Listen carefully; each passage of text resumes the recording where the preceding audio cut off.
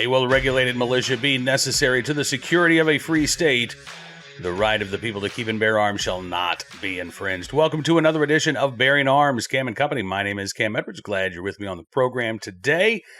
We're going to be talking with Rick Travis from the California Rifle and Pistol Association here in just a couple of minutes. We don't quite know what the in generality, yeah, we know what the anti-gun agenda is in California in 2026, right? It is to infringe on our right to keep and bear arms. But we don't know what specific bills are going to be offered. We do have some good news, though, about many of the bills that were introduced in 2025, and Rick's going to join us to talk about that here in just a second. Before we do get started, though, I want to make a note of something. We were talking about the Gundy Awards on Monday's program, and I mentioned the fact that John Petrolino nominated for Best Writer, Mark Walters nominated for a Gundy. I'm nominated for a Gundy under the Best Podcast or Podcast of the Year. But also, Bearing Arms contributor Tom Knighton is up for a Gundy for Best Writer as well. I am conflicted because two of our writers at Bearing Arms are actually up for that same award. So I can't play favorites, but I would tell you, you've got options now. If you want to support the Bearing Arms and the Gundys, you can choose between John Petrolino and Tom Knighton for Best 2A Writer. I'm just happy that they are both writing for Bearing Arms. All right. With that out of the way, let's talk to Rick Travis from the California Rifle and Pistol Association. Take a look and a listen. Rick, thanks very much for coming on the program. It's good to see you. It's always good to see you, Cam. I hope you had a good Thanksgiving, and I know that you are already getting ready for 2026. We've got a month to go, but, the anti-gunners, they're always up to something in California. And I know that there are going to be a lot of bad bills introduced in the new session, but let's talk about what has been going on in Sacramento, because you and I were talking off air yesterday, and it sounds like a lot of bad bills are done for the year. Yeah, so this is really weird. It shouldn't be. So I'm just going to say that to everybody. Anybody in another state would probably be like, how's this weird? But normally, as you know, in previous conversations, we have a committee called Appropriations in both houses of government where they say, do we have money? Which is a joke in California, because if you look at the budget, we're always in the red. We never have money. We're always billions of dollars in debt. And yet, bad bills, especially under 2A, always pass. This year, there's been this crisis of, are we 2 billion, 30 billion, 100 billion? I mean, it's been all over the map, which that alone tells you a lot about how this state is ran. Mm-hmm. But it came down, and during this time of the year, I normally am calling different offices going, so are you going to try to dig this bill out as a 2-year bill? Because we have a 2-year session. So bills introduced in the odd year, if they don't quite make it through appropriations, Cam, they can be brought up in the first 2 weeks of January, which is really hard to fight against because all of our people are kind of asleep at the wheel because they've been at holidays. It's all understandable. And that's when they get really sneaky. And so I called up Catherine Blake Spear, who had one of the most egregious bills last year, Senate Bill 15, that we were able to stop in appropriations. But I'm thinking, she's going to bring this out because she can get it pretty much cleared without me even being able to testify against it, the way the rules are set up. And her office is like, no, that bill's dead. And I talked to one of the people in the office. I'm like, okay, we're pretty good acquaintances. Why? And she goes, we don't have money. And I started to laugh. And she goes, don't laugh. Literally, we don't have money. And so the bill's dead. And we don't know if we're even going to bring up anything in the next year. And I was like, that's interesting, but I'm not trusting of that. And so then I went to Zabur because he had 1333, which we had talked about, which was the bill that was going to remove everybody's castle doctrine from them in California that we had gotten killed, but it had been held up in the 2-year file. And I was like, oh, no, you're not bringing that on. And they're like, nope. In fact, their office is alleged director. I was like, and CRPA should have nothing to worry about from our office in 26. And I was like, so then, Cam, you do what you do. You're like, hey, the fire's hot, so I'm going to go strike. And all 8 anti-2A bills are gone. I'm talking the unsafe handgun bill, the malign concealed carry bill, 1006, the firearm safety certificate bill, the castle doctrine, which was 1333, the intimidation bill on all the crud to firearms new owners and people that inherited firearms, that's gone. And the do not sell list is gone, all gone.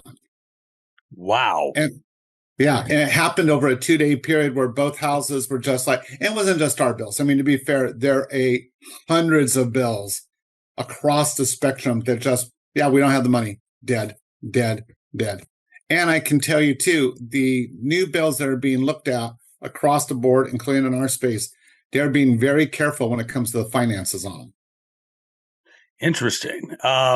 Yes, very interesting because that's never happened before. Yeah, this is, I mean, look, as you say, politicians, even if the money's not there, they're never out of money, right? I mean, look at the federal government. So the fact that this is happening, and it's happening across the board, and you're already hearing these lawmakers, not even the lawmakers, we're hearing their staffers, tell you, yeah, this is you don't have to worry about us next year too.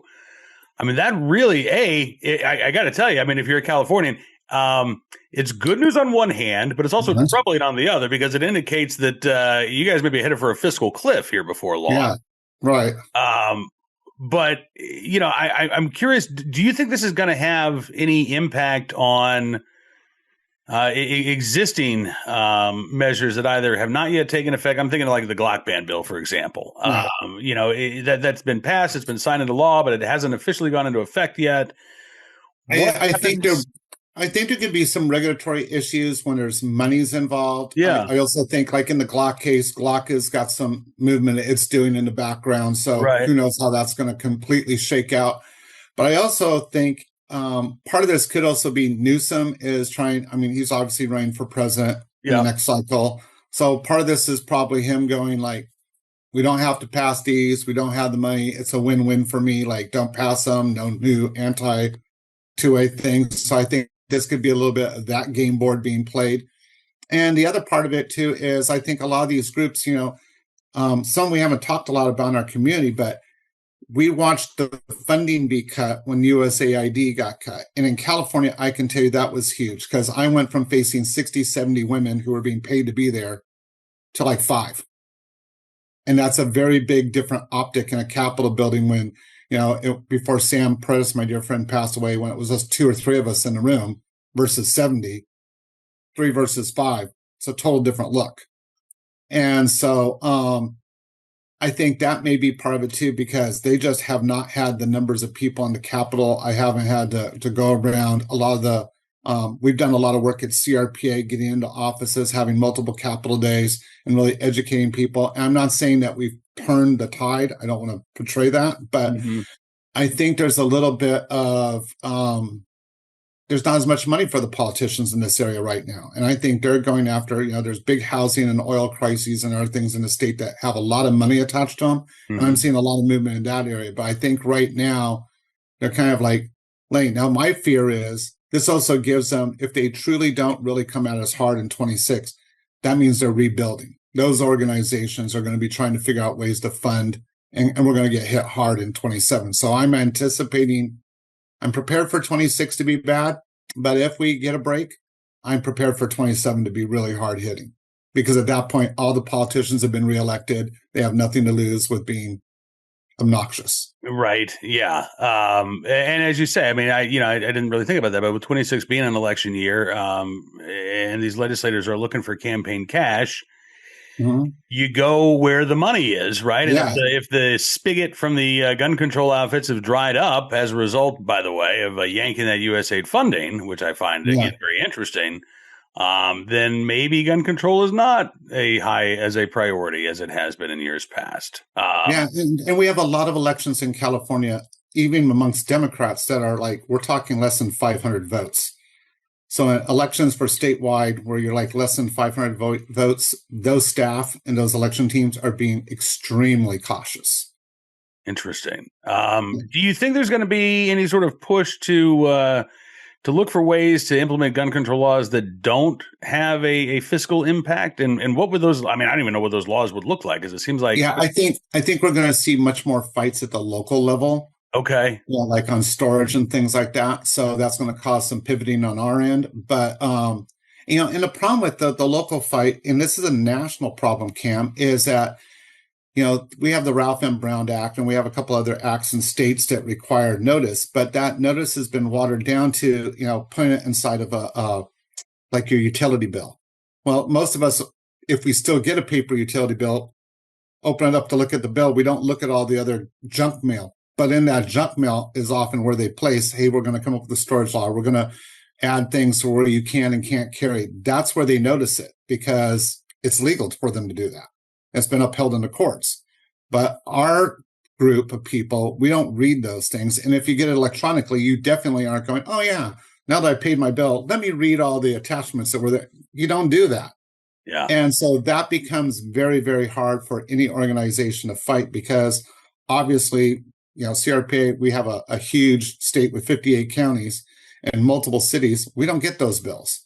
So unless somebody calls and says, hey, by the way, city council in a week is doing this, we're often reacting to what's been done instead of proactively stopping it.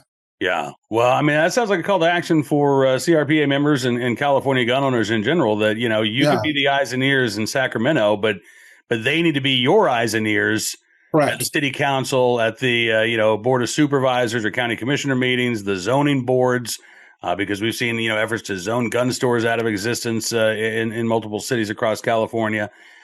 So there is a role.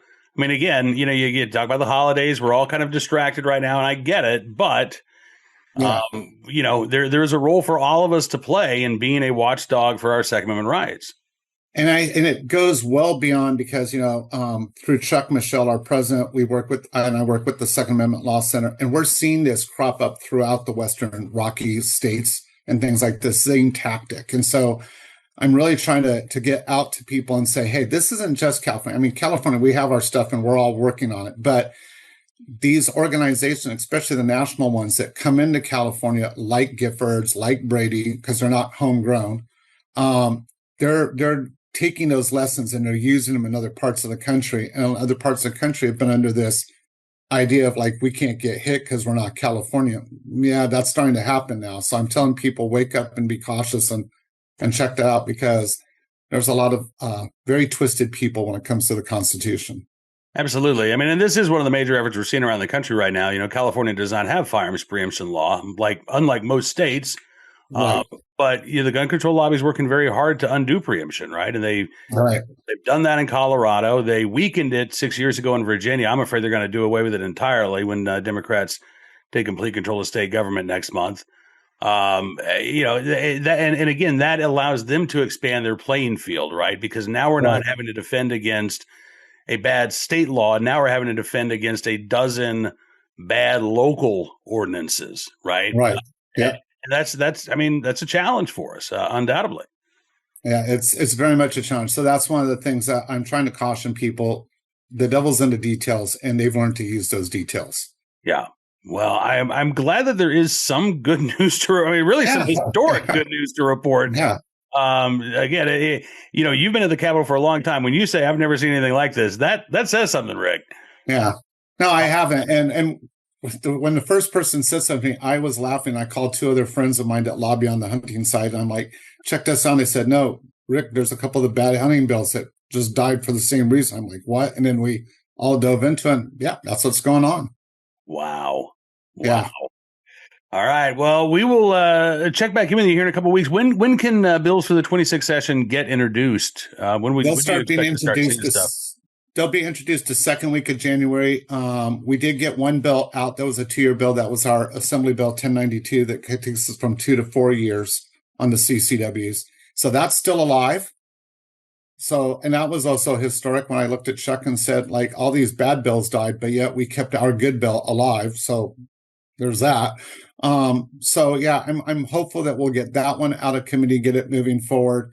And that will bring some relief to a lot of people in California as far as fees and stuff like that goes. Yeah. And we've got some really aggressive bills that we've got authors for. We're just waiting for the numbers and then I can share those with you. But yeah, we're pushing back. Absolutely. And again, on the concealed carry front, you're pushing back in a couple of different areas, right? You've got that bill to expand the licenses from 2 to 4 years, but you're also fighting the excessive fees that are being charged in some of these counties where, got to fork over $2,000 to get your concealed carry license when you add in the cost of training and everything. It's absolutely absurd. All right, well, let's check back in a few weeks with you, Rick, if you don't mind. Yeah, no, I'd love to do that. I always love to see you, Cam. Well, it's always good talking with you too, my friend. If we don't talk before then, have a very Merry Christmas and a Happy New Year. But I have a feeling maybe touching base again before the end of the year. Yeah, I'm pretty sure we will. God bless you, brother. Hey, thanks, Rick. Thanks so much for being on the program today. Rick Travis from the California Rifle and Pistol Association here on Bearing Arms Cam and Company. My thanks to Rick for joining us on the program. Looking forward to having him back here in a couple of weeks, although, not looking forward to seeing what the anti-gunners in California are up to. All right, let's turn our attention now to today's armed citizen story, our good deed of the day, and our recidivist report. We'll start there with a case out of Beaumont, Texas. Not a recidivist report, I guess. I think this was a first-time offender, but it's one of those head-scratching sentences. Beaumont man sentenced to probation for shooting at neighbor during fireworks dispute. Shooting at a neighbor, not towards, shooting while a neighbor was around. 46-year-old James Boswell pleaded guilty to firing multiple shots at his neighbor and the neighbor's brother after shouting racial slurs at them during a July fireworks dispute. It was the day after Independence Day, July 5th, in Beaumont, Texas, where Boswell allegedly fired multiple shots at his neighbor and his neighbor's brother. The incident began, according to 12 News in Beaumont, when the victim and his brother were lighting fireworks in their driveway. Boswell then walked outside, started yelling racial slurs at them, according to a probable cause affidavit. As the argument escalated, Boswell then pulled out a gun, fired twice into the ground, according to the affidavit, then drove his tractor onto the neighbor's property and dumped trash on the neighbor's property before returning to his own yard, where he fired several more shots at the two men. The victim's brother told police he heard shots fly by him before he fled in fear for his life. Officers found bullet holes in nearby trees. Multiple witnesses reported seeing Boswell holding a gun. Ring doorbell footage captured the sound of gunshots. Police arrested Boswell at the scene. Jefferson County grand jury later indicted him on charges of aggravated assault with a deadly weapon. But prosecutors offered him a plea deal. Why not? I mean, you've got eyewitness testimony. You've got surveillance footage. Why not offer him a plea deal instead of taking this case to trial? Judge Raquel West expressed reluctance about the deal, according to 12 News, saying, "You're lucky that I'm going along with this agreement because I don't really like it. I don't like what you did. I don't like how you treated those people. I don't like what you did to those children." I'm not sure what the children were involved here, but, and I'd tell the judge, listen, if you don't like the plea deal, don't go along with it. Don't accept it. Don't say that somebody who shot at other people can get away with probation. Don't send that message. You're the judge. You have the power to say, no. But she didn't. And so he is prohibited from possessing firearms, among other things, for the next 6 years while he is on probation. If he does not violate the law during that 6-year time, then, no worries. If he does violate the terms of his probation, he could face between 2 to 20 years in prison in each case. Given the generous nature of this plea deal, I'd say that the 2 years more likely than the 20, but we'll see. Hopefully, Mr. Boswell will take advantage of this gift that he has been given, stay on the right side of the law, and stay away from his neighbors going forward. But, I was just gobsmacked when I saw that sentence from the Lone Star State of Texas.